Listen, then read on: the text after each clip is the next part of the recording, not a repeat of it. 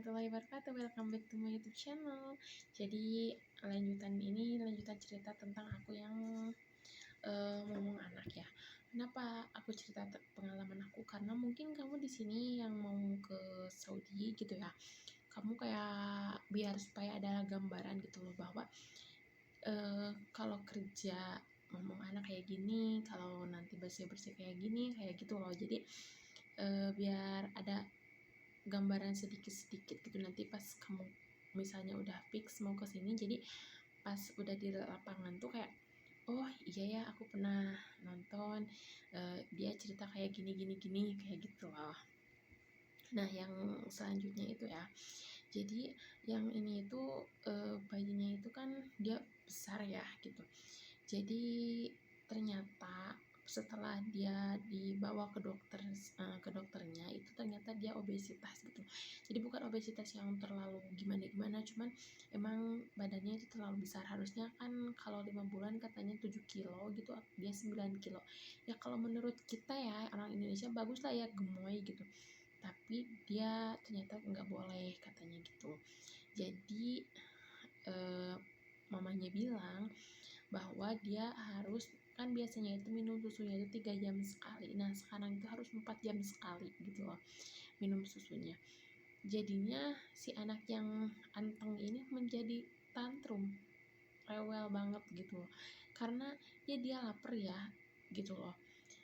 Dan kita BTW aku sama temen aku gitu kan dia udah sehat sekarang ya, udah pulang dari rumah sakit juga, dia udah sehat. Jadi kita berdua ngomong anak gitu loh. Nah kita kayak kalau setiap dia nangis itu kita jadi kompak gitu ya.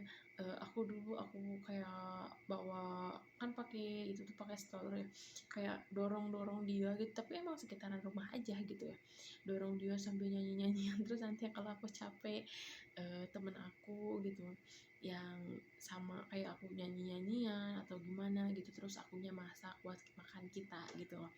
Jadi emang enak juga sih gitu kalau satu bayi di asuhnya gitu ya, ada pengasuhnya ada 2 orang gitu, jadi kayak kita bisa tukeran juga. Jadi pas makan itu yang satu masak yang satu ngomong gitu loh. Jadi kita nggak diburu-buru kan, kalau satu orang pasti ini belum masak anaknya keburu nangis, jadi kan nggak jadi itu, jadi kita perutnya juga lapar ya. Walaupun ya kalau berdua itu katanya ya pasti ada selisih sedikit, soalnya kan itu dua pemikiran dijadiin satu gitu ya, dua kepala gitu. Misalnya mungkin dia nyamannya A karena ada kita, dia menyesuaikan, kita nyamannya B karena ada dia, kita menyesuaikan.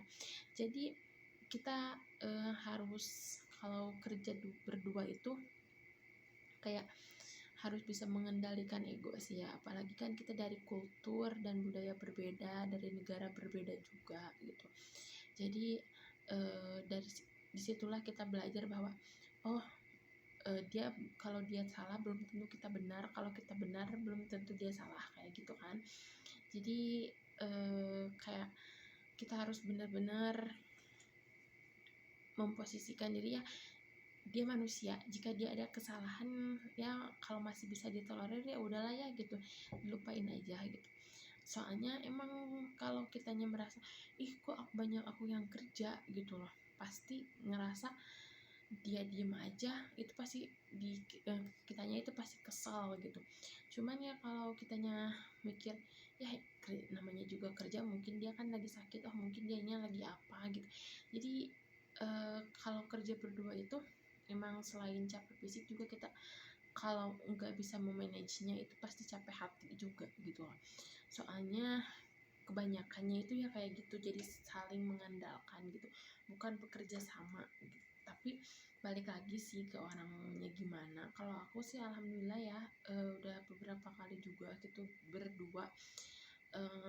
Kadang ada di saat aku juga kesel ya, cuman aku mikir lagi ya dia juga manusia gitu loh ya, namanya manusia kadang mungkin dia lagi bad mood, kita nggak tahu, dia nggak cerita juga, dan kita juga nggak perlu tahu cerita dia gitu loh ya, buat apa gitu kan, nggak ya nggak ada urgensi ya buat kita tahu cerita dia gitu loh.